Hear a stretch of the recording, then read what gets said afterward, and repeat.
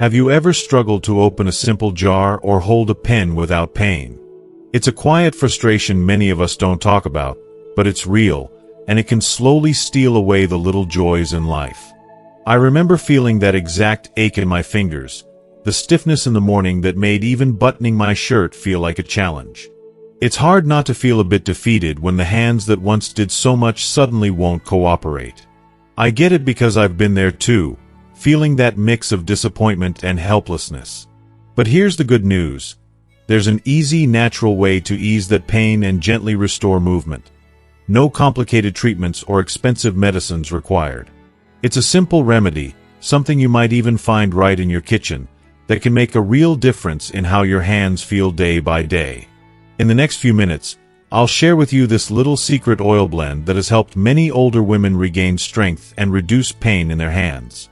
It's not magic, but it's close enough to feel like it. Imagine waking up to softer, more flexible fingers, ready to embrace the activities you love once again. So tell me, have you tried anything like this before? How has arthritis affected your daily life? You deserve to live well, with hands that serve you without pain. Let's explore this journey together. If you are not subscribed, subscribe and activate the notification bell so you don't miss any videos. If you like the topic of this video, please comment 1. Now, let's begin. What is arthritis and why does it affect the hands? It's a strange thing, how a word you might hear on the news, read in a magazine, or overhear in the doctor's waiting room can seem so distant for most of your life. Just another bit of medical jargon. Arthritis. It rolls off the tongue in a way that doesn't sound particularly frightening.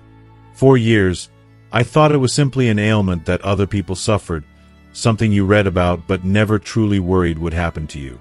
Yet one day, almost out of nowhere, the meaning of that word changed completely. It became not just a diagnosis, but a daily companion, something that shaped the course of my mornings and the quiet moments before bed. If you're anything like me, or like so many of our friends who have weathered the years with grace and strength, you may have noticed the small, almost unnoticeable changes at first. Maybe it was a tightness in your fingers when you tried to open your eyes and stretch at dawn, or a nagging ache that appeared when you reached for your coffee mug. At first, you might have brushed it off, thinking it was simply the result of gardening a little too long, or perhaps a remnant from a chilly afternoon spent walking in the park. But as the days turned into weeks, the stiffness didn't leave. Instead, it lingered and slowly made itself at home, until one day you realized that those little aches had grown into something much more significant. For many of us, arthritis comes as an unwelcome guest in our later years. Its presence is often silent at first, a background whisper that gradually grows louder. And for reasons both scientific and, I sometimes think, a little bit mysterious, it loves to settle in our hands. Our hands, those marvelous tools that built families, created meals, wrote letters, and held the hands of loved ones, become the battlegrounds for this chronic inflammation. But why the hands? Why not just the knees or the hips, or some other part of our bodies that we don't notice quite as much in our daily lives? The answer, in many ways, lies in the design of our hands themselves. Think about how many times you use your fingers in a single day, to hold a fork, tie shoelaces, button a shirt, or brush your hair. Each of these actions requires a complex ballet of small joints, tendons, and ligaments working together in harmony. With every squeeze, twist, or pinch, those tiny joints take on the burden of a lifetime's worth of motion. Arthritis, in the simplest terms, is inflammation of the joints. But the truth is, it's so much more than that. In the hands, the condition most often comes as osteoarthritis or rheumatoid arthritis. Osteoarthritis is like the slow wearing away of the protective cartilage that cushions the bones where they meet. Over time, that cushion gets thinner and thinner, until bone begins to rub against bone. This not only causes pain, but can also make the joints swollen, stiff, and tender to the touch. Rheumatoid arthritis, on the other hand, is a different beast entirely, a condition where the body's immune system mistakenly attacks the lining of the joints, causing swelling and, in time, deformity, and loss of function. No matter the type, the effects on daily life are profound. The simple act of making a fist or wrapping your fingers around a loved one's hand becomes a reminder of what arthritis has taken. Sometimes, the pain is dull and constant, like a gentle pressure that never quite goes away. Other times, it's sharp, catching you by surprise as you try to unscrew a lid or hold a paintbrush. And of course, there's the morning stiffness, those long, frustrating minutes after you wake up when your hands feel like they belong to someone else, stubbornly refusing to move until they've been coaxed and warmed back to life. In these moments, it's easy to feel betrayed by your own body. The hands you relied on for decades, the ones that wrote stories, fixed broken toys, and sewed on missing buttons, suddenly don't respond as they once did. It's not just an inconvenience. It's a loss of independence, a subtle erosion of confidence, and sometimes even a source of embarrassment. There's a unique pain in having to ask someone else for help with a task you've done 1,000 times before. Everyday challenges caused by arthritis. As the weeks go by, the everyday challenges caused by arthritis become more and more apparent. Tasks that once seemed automatic are now filled with small moments of struggle and, if I'm being honest, occasional flashes of frustration or even sadness. It's the way you hesitate before picking up a glass of water, wondering if your grip will be strong enough, or the way you dread the simple act of twisting off a cap, knowing it will send a bolt of pain through your fingers. I remember standing in my kitchen one winter morning, looking at a jar of strawberry jam I had bought for my granddaughter's favorite toast. It seemed like a trivial thing, opening a jar. But on that morning, my hands simply would not cooperate. I tried wrapping a towel around the lid, running it under warm water, and even tapping the edges on the counter. But no matter how much I tried, the lid wouldn't budge. I stood there, alone in my kitchen, feeling that familiar ache rising in my joints, a gentle but insistent reminder of my limits. What surprised me most, though, wasn't the physical pain, but the emotional sting that followed. It wasn't just about jam. It was about being able to do something nice for someone I loved. It was about pride, about feeling capable and useful in my own home. For a moment, I felt small and defeated, a feeling I hadn't known since I was a child. Of course, arthritis doesn't stop in the kitchen. It follows you throughout the day, weaving its way into everything you do. Brushing your teeth becomes a careful negotiation between the desire to do a thorough job and the need to avoid aggravating your knuckles. Folding laundry feels like running a marathon. Each shirt or towel is an obstacle to be conquered. Even writing a simple grocery list can become an exercise in patience, as your once steady handwriting trembles with each stroke of the pen. It's the little things that add up. You notice how you avoid hobbies you once loved, knitting, sewing, playing cards, because the fine motor movements are too taxing, the pleasure of the pastime dulled by the knowledge that it will cost you hours of soreness. You learn to budget your energy, saving your hands for what matters most. Sometimes, you find yourself quietly bowing out of social activities, not because you don't want to be there, but because you're embarrassed by your fumbling fingers or afraid of dropping something in public. In the background of all this, there's a quiet grief, a mourning for the small freedoms that have slipped away. No one warns you about this, the way arthritis can change not just your hands, but your sense of self. It's a lesson in humility, yes, but also a lesson in resilience. Because for every moment of frustration, there is a stubborn determination to find ways to adapt, to keep living life on your terms, no matter how many workarounds it takes. For many of us, these challenges aren't just physical, they're emotional, too. There's a vulnerability that comes with asking for help, a reluctance to admit that you need someone else to open the milk carton or carry in the groceries. And yet, in these moments, I've found a kind of grace, a reminder that we are not alone, that there are people who care enough to lend a hand, even when our own hands fail us. Personal stories. Juan, the painter.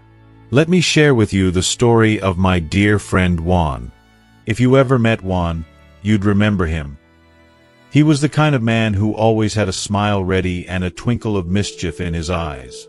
He'd spent most of his life as a painter, not the kind who paints walls, but the kind who brings canvases to life with color and imagination. For decades, Juan's hands were his livelihood, his joy, and in many ways, his legacy. If you are still watching this video and find these lessons useful, please comment 1 below to let me know that you are still here with me. I still remember the first time I saw one of Juan's landscapes.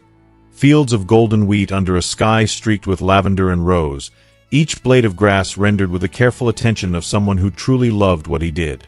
He painted every day, sometimes for hours at a time, lost in the world of his creation. His hands, stained with flecks of blue and ochre, seemed tireless and strong. But then, slowly, things began to change. At first, it was just a bit of soreness after a long day in his studio. He joked about it, saying he was finally getting old. But the soreness turned into stiffness, and the stiffness turned into pain. One morning, Juan confided in me that he had struggled to hold his smallest brush, the one he used for painting fine details. His fingers trembled, not with nerves, but with the ache that came from deep within his joints. "I used to take these hands for granted," he said, looking down at them with a bittersweet smile. "Now, every stroke is a battle." He tried everything, over-the-counter pain relievers, hot compresses, even expensive creams he saw advertised on TV. Some days were better than others, but the pain always returned. It wasn't just about the painting, he told me. It was about losing a part of himself, the part that found peace and happiness in the act of creation. It was about missing the quiet hours in his studio, the satisfaction of signing his name in the corner of a finished piece. One afternoon, I visited Juan and found him sitting by the window, his palette untouched, his brushes neatly arranged but unused. He stared out at his backyard, where the afternoon sun painted golden stripes across the grass. I asked if he planned to work on his latest canvas. He shook his head, then lifted his hands for me to see. His knuckles were swollen, his fingers curled in on themselves, stubbornly refusing to straighten. "It's not that I don't have ideas," he said quietly. "It's just that my hands can't follow them anymore." There was a pause, a heavy, aching silence that said more than words ever could. Then, after a while, Juan looked at me and smiled. "But you know, I'm still lucky," he said. "I got to do what I loved for so many years. And maybe, just maybe, there's a way to find my way back." And that, in the end, is what so many of us are searching for, a way back. A way to reclaim the parts of ourselves that arthritis has threatened to take away. For Juan, it was painting. For me, it was writing letters to my grandchildren, baking bread on Sunday mornings, or simply being able to zip up my coat on a cold day. The journey with arthritis is different for each of us. Some days are harder than others, and some challenges feel insurmountable. But in sharing our stories, like Juan's, like mine, like yours, we remind one another that we are not defined by what we can no longer do. Instead, we are defined by our courage, our adaptability, and our willingness to keep moving forward, no matter how slowly. So if you find yourself struggling with the small things, if you've ever stood in your kitchen holding a stubborn jar or looked at your hands in frustration, know that you are not alone. We are all learning to live with these changes, to grieve what we've lost, and to celebrate what we can still do. Sometimes, it's in the smallest victories, the jar that finally opens, the letter written in shaky script, the brush lifted for just a few careful strokes, that we find the deepest joy. Arthritis may change the way we live, but it doesn't get the final say. Our stories, our art, our kindness, and our perseverance, these are the things that endure. There's a familiar comfort in the routine of a doctor's visit, the white coat, the gentle but hurried questions, the tapping of keys into a computer as your list of symptoms grows longer with every passing year. For those of us who have lived long enough to see medical miracles we couldn't have imagined in our youth, there's deep gratitude for the leaps and bounds of modern medicine. Just think about it. Heart surgeries that save lives, medicines that control diabetes and high blood pressure, new vaccines, and treatments that once sounded like science fiction. Yet, for all its marvels, medicine isn't always perfect. Especially when it comes to the pain and frustration of arthritis in the hands, modern solutions sometimes feel incomplete. Maybe you, like me, have left a doctor's office with a prescription for painkillers or anti-inflammatory pills, only to find the relief fleeting or shadowed by unwanted side effects. Some of us have tried physical therapy, those repetitive exercises with rubber bands and stress balls, counting down the sessions in hopes of regaining strength and flexibility. Others have even considered surgeries or injections, desperate for just a few moments of normalcy. Modern medicine saves lives, yes, but it also tends to follow strict protocols, sometimes leaving little room for anything outside the textbook. When you mention a home remedy or something your grandmother once did, doctors might smile politely or wave it off as outdated or unproven. It's not that they mean harm, there are rules and guidelines they have to follow, and time in those exam rooms is always too short. But for people like us, who grew up watching mothers and grandmothers tend to wounds with salves and teas, it's hard not to feel that something precious is being left behind. And that's where the old ways come in, those bits of wisdom passed down through the generations. Sometimes, what we need is not found in a bottle from the pharmacy, but right in our kitchens or gardens. Our ancestors may not have had degrees on the wall, but they paid close attention to the body and the land. They knew which roots soothed the pain, which leaves calmed a fever, and how a certain oil, rubbed gently into the skin, could quiet an aching joint. The science behind clove and olive oil. You might be wondering, is there something special about these traditional oils? It's not just wishful thinking or old wives' tales.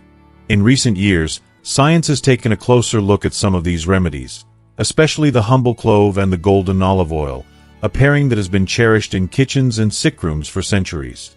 Let's start with clove. If you've ever pressed a clove between your fingers, you know it carries a strong, almost spicy aroma, a scent that lingers long after you've set it aside. What gives clove its power is a compound called eugenol. Eugenol is a natural anti-inflammatory and mild anesthetic. When applied to the skin, it penetrates the tissues, numbing pain and reducing swelling. It's so effective that, even today, dentists sometimes use clove oil to ease toothaches and gum pain. But eugenol does more than just dull pain. Studies have shown that it can block the pathways in the body that create inflammation. In other words, it doesn't simply mask the problem. It helps address one of the root causes of arthritis pain. It calms the immune response that leads to redness, heat, and swelling in the joints, those classic signs that arthritis sufferers know all too well. Now, olive oil. It's more than a staple for salads and sautéing. High-quality extra virgin olive oil contains a compound called oleocanthal, which works in the body in much the same way as ibuprofen, the over-the-counter pain reliever. Oleocanthal reduces inflammation by inhibiting the same enzymes targeted by anti-inflammatory medications. But olive oil brings something more. It's gentle, nourishing, and packed with antioxidants that protect cells from further damage. It soothes the skin, softens rough spots, and provides a perfect vehicle for carrying the active compounds in clove deep into the tissues. Scientists today are beginning to recognize what our grandmothers already knew. The right combination of natural ingredients can provide real, measurable relief. You don't need to take my word for it. Research journals are filled with evidence that both clove oil and olive oil can reduce pain, stiffness, and swelling in people with arthritis. How ancient cultures treated joint pain. Imagine, for a moment, life before pharmacies and hospitals, before we could run to the store for a bottle of pills. When the weather turned cold and joints began to ache, people turned to the earth for answers. Ancient Egypt, for example, left behind papyrus scrolls detailing herbal oils and poultices for every kind of pain. The Egyptians believed that plants had spirits and that each carried a special gift for healing the body. In India, the tradition of Ayurveda, one of the world's oldest healing systems, has for thousands of years relied on massage with warming oils. Sesame oil, sometimes blended with clove or ginger, was gently massaged into swollen joints, bringing warmth and relief. The rhythm of the massage itself was just as important as the oil. Slow, loving, and deliberate, as if coaxing the pain out with every stroke. The Mediterranean world, home to olives and wild herbs, developed its traditions. Olive oil was mixed with rosemary, thyme, or lavender, and rubbed into aching hands and knees at the end of the day. In Italy and Greece, grandmothers would sit at the kitchen table in the evening light, sharing stories while tending to one another's hands, working the oil into the skin with patience and care. The act of caring, of touch, was a medicine in itself. Across cultures, the same pattern emerges: a reverence for nature, an understanding that plants and people are meant to care for one another. These remedies were never just about the ingredients. They were about the rituals, the warmth, the time, the attention. They brought families together, and they reminded each person that healing is possible, even in the face of persistent pain. Why clove and olive oil work together? So why do clove and olive oil, in particular, make such a powerful team for aching hands?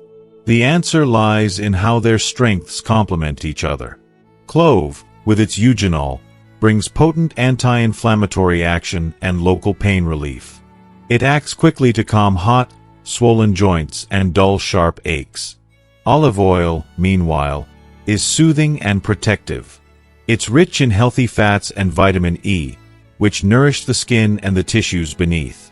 Olive oil acts as a carrier.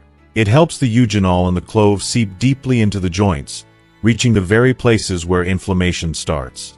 While clove goes to work calming and numbing, olive oil helps repair and restore, creating a protective barrier on the skin and keeping the tissues supple. When used together, especially as a warm, gentle massage oil, the result is more than the sum of its parts. The oil glides easily, letting you spend a little extra time on the places that hurt the most. The scent is comforting and familiar, not harsh or medicinal. For many people, this simple ritual at the start and end of each day becomes more than a treatment. It's a reminder that you still have power over your pain, that comfort and relief are possible, and that healing can begin right at home. If you are still watching this video and find these lessons useful, please comment 2 below to let me know that you are still here with me. Real-life results and testimonies. I've seen these oils work wonders, not just in clinical trials or academic papers, but in real homes, for real people. My neighbor, Amelia, is a wonderful example. Amelia is 75, with a laugh that fills the whole house and a weakness for crossword puzzles and fresh-baked cinnamon rolls. 4 years, arthritis in her hands meant giving up so many of her favorite things. She would tell me, only half joking, that she felt like her hands had turned to wood overnight. Stiff, stubborn, refusing to listen no matter how gently she pleaded. One winter, desperate for some relief, Amelia agreed to try the clove and olive oil remedy. She was skeptical, of course. Aren't we all, after a lifetime of promises for miracle creams and gadgets on TV? But she followed the recipe, warming the oil gently, adding whole cloves, letting them infuse as the kitchen filled with that spicy, comforting aroma. Each night before bed, she massaged the oil into her hands, slow and deliberate, breathing in the scent and taking her time. At first, she noticed a gentle warmth, a tingling that seemed to seep through her skin into her aching joints. By the 4th night, she told me, her thumbs moved just a little more freely. By the end of the week, she was able to hold her teacup without flinching. It isn't a miracle, she laughed, but it's pretty close. The oil became part of her routine, a little act of kindness for herself, a moment of peace at the end of each day. Amelia's not alone. There's Antonio, 78, who once put his guitar away for good because the pain in his fingers was simply too much. With gentle encouragement from his daughter, he began nightly massages with clove and olive oil. The ritual of care, the rhythm of touch, and the warming oil all worked together. After a week, Antonio picked up his guitar again, not for a long concert, but just to strum a few chords. The music, though simple, was full of hope and gratitude. Then there's Marta, who returned to her beloved knitting, and Ramon, who wrote letters to his grandchildren for the first time in years. For each of them, relief didn't come overnight, and there were still hard days. But the oil gave them something beyond pain relief. It restored a sense of agency, a reminder that small actions, taken with care and patience, could still shape the course of their lives.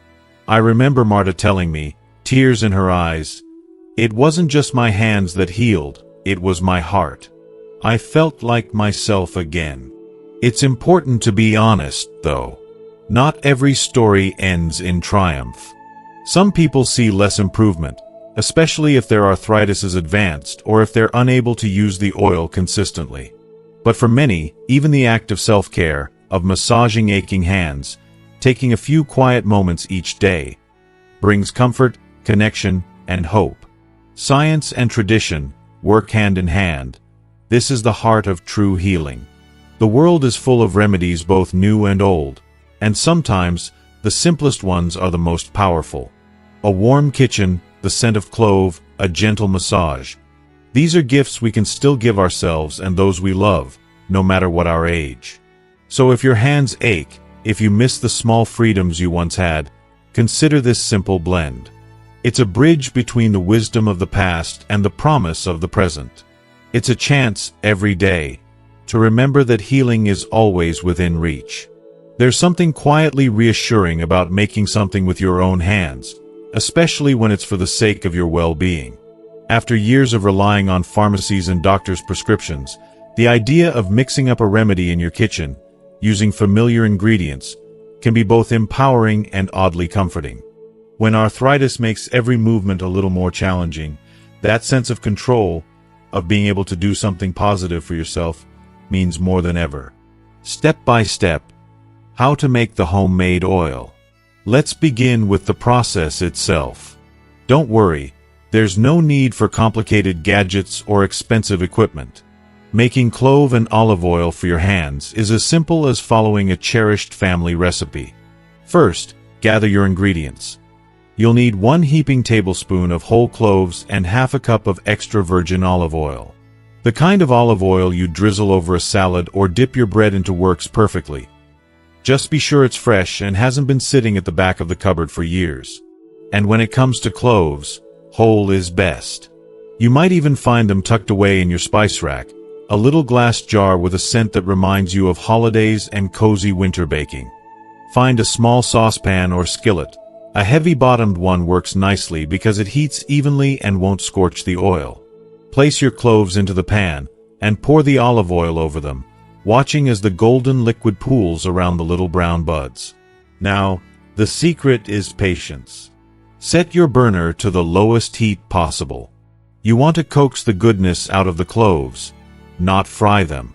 If you hear sizzling or your oil is too hot, turn it down and let things calm.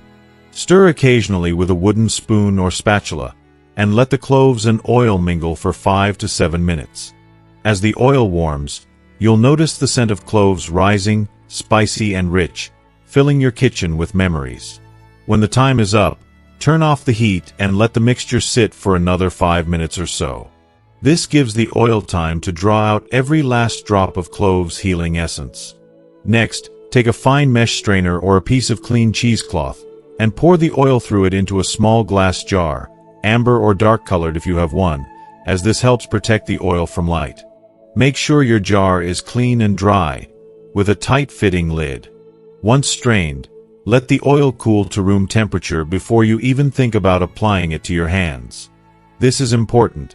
Hot oil can hurt, and you want this remedy to be gentle, soothing, and never harsh. Store your finished oil in a cool, dark place. No need to refrigerate, but do keep it out of direct sunlight and always tightly capped. Before each use, give the jar a gentle shake to mix the components. If made and stored with care, your oil should stay fresh for several weeks. The ritual of making this oil is itself a form of self-care, a way of sending yourself the message that you're worth the time and effort. Many people who try it say they begin to feel more hopeful and less helpless, even before the first drop touches their skin. How to apply the oil for best results. Now, with your fresh jar of clove and olive oil in hand, it's time to learn the art of application. This isn't just about slapping on some oil and hoping for the best. To truly reap the benefits, the process should be slow, deliberate, and if you can manage it, a little bit loving. Start with clean, dry hands. Pour 6 to 8 drops of the oil into the palm of one hand. The amount may seem small, but a little goes a long way. Rub your hands together to spread the oil and warm it with your body heat. Then, start your massage at the tips of your fingers. Use small, slow, circular motions, gently working the oil into each finger, one at a time. Pay attention to the spaces between the knuckles and the joints at the base of the fingers. These are the areas where arthritis often likes to settle. Move down to your palms and the backs of your hands, taking time to cover every inch. If you have particular spots that ache more than others, linger there a little longer, but never force it. This is about comfort, not pain. Don't rush. Let this be your time, a little pocket of calm carved out of your day. Many people find that 15 minutes is just about perfect, long enough to let the oil sink in, but not so long as to become a chore. If you like, close your eyes and take some deep breaths, letting the scent of cloves soothe your mind as well as your body. In the evenings, especially before bedtime, you can boost the effect by covering your hands with a pair of soft cotton gloves after applying the oil. This keeps the warmth in and helps the oil absorb even more deeply as you sleep. In the morning, you may find your fingers a little less stiff and a little more willing to move. It's best to make this massage part of your routine, once in the morning, once at night. Consistency is key. The benefits build over time, and regular care is the surest path to relief. What to expect in the first days? When you start using the oil, it's only natural to wonder, is this doing anything? Some people notice a gentle warmth or slight tingling in their hands right away, a sign that the clove's eugenol is starting to work. Others say their skin feels softer, smoother, and more cared for, a pleasant side effect, even if their main goal is pain relief. But the most important changes tend to come with patience. For most people, the first real shift comes after 3 to 5 days of regular use. The stiffness that greets you each morning may start to loosen a bit sooner. The ache that lingers after making breakfast might fade more quickly. These are small victories, to be sure, but they are real, and they are worth celebrating. If you are still watching this video and find these lessons useful, please comment 3 below to let me know that you are still here with me. Don't expect miracles overnight. If your arthritis is severe, if your joints are very swollen or misshapen, progress may be slow and subtle. But many people report that by the end of the first week, their hands feel more comfortable, and the pain that once made simple tasks a torment is just a little more manageable. Perhaps the most unexpected benefit is emotional. Having a routine, a ritual that's just for you, can do wonders for your spirit. It can restore a sense of agency, a feeling that you're not just waiting for the next doctor's visit or prescription refill, but actively taking steps to help yourself. For many, this is as valuable as the physical relief itself. As you continue, keep an eye out for the little signs of progress. An easier time buttoning your shirt, handwriting that comes a bit more easily, and a jar lid that finally gives way without a struggle. These moments are proof that even gentle changes can make a big difference. If you notice any irritation, redness, itching, or rash, stop and give your skin a break. Though rare, sensitivities do happen. Always listen to your body and don't be afraid to reach out to a healthcare provider if you have concerns. Success stories from other seniors.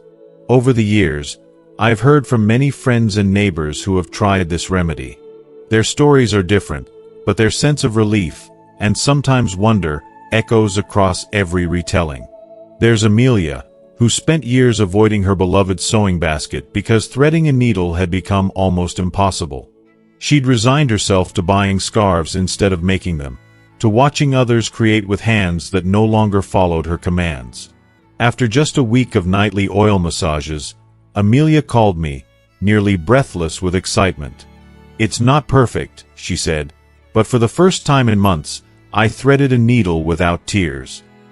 She went on to knit her granddaughter a baby blanket, stitch by loving stitch, reclaiming a little piece of herself along the way. Antonio's story is much the same. Once an avid guitarist, he had packed away his instrument, sure he'd never play again. After using the oil each night, sometimes with the help of his daughter, Antonio slowly found his fingers becoming more flexible. At first, it was just a single chord, played quietly in the living room late at night. But over the weeks, the chords multiplied. The music that had faded from his home returned, hesitant at first, then with growing confidence. "It was like seeing an old friend again," he said, tears in his eyes. Then there's Marta, whose arthritis had kept her away from her garden. She missed the feeling of earth between her fingers, the satisfaction of coaxing life from the soil. She started using the oil simply out of hope. She had tried so many things, why not one more? She took her time, massaging her hands every morning, and in just 2 weeks, she found herself kneeling by her flower beds, planting marigolds for the first time in years. The pain wasn't gone, but it no longer ruled her days. Not every story is a fairy tale. Ramon, a retired teacher, saw only modest improvement in his pain but found comfort in the ritual itself. The act of caring for his hands became a way to mark the passage of time, to remind himself that even on the hardest days, he deserved kindness and gentleness. These stories matter because they remind us that we are not alone. The world is full of people like us, seniors whose hands have built lives, held babies, fixed cars, written letters, and baked bread. We are more than our aches and pains, and we are more resilient than we sometimes remember. The path to relief is not always straight or fast, but with patience, care, and a bit of faith in yourself, it is possible to reclaim the small joys that arthritis has threatened to steal away. The simple act of making and using this oil can be the beginning, not just of comfort, but of renewed confidence, independence, and hope. So as you finish reading this, consider giving yourself this small gift. Take the time to make the oil, massage your hands with care, and believe, just for a moment, that good things can still grow, even in the most weathered soil. Let the stories of Amelia, Antonio, Marta, and Ramon inspire you. Your own story is still being written, one gentle, hopeful step at a time. As we come to the end of this journey together, I want you to take a moment and reflect on something truly important. The hands you have are not just tools, they are a part of who you are. They've carried you through decades of memories, work, love, and care. Yes, arthritis may have made some days harder, and the pain may still linger, but it does not define you or your story. What you choose to do now, the small acts of care and kindness you show yourself each day, are the steps that can bring hope and healing. Remember, this homemade oil is not a miracle cure, but it's a powerful ally, something simple yet meaningful that you can create and use in your own home. Alongside gentle exercises, a healthy diet, and rest, it can help ease your pain and bring back some of the freedom you deserve. You owe it to yourself to try, to be patient, and to trust in the small improvements that add up over time. Many have walked this path before you, finding relief and joy in things they once thought were lost. Their stories are proof that it's never too late to reclaim your independence and live a life filled with comfort and dignity. Your journey is unique, and every little victory matters. I invite you to share your experiences in the comments below. What has worked for you, what challenges you faced, and what gives you hope? Together, we build a community that supports and uplifts. Thank you for letting me be part of your story today. Take care of your hands. They carry your life, your love, and your legacy.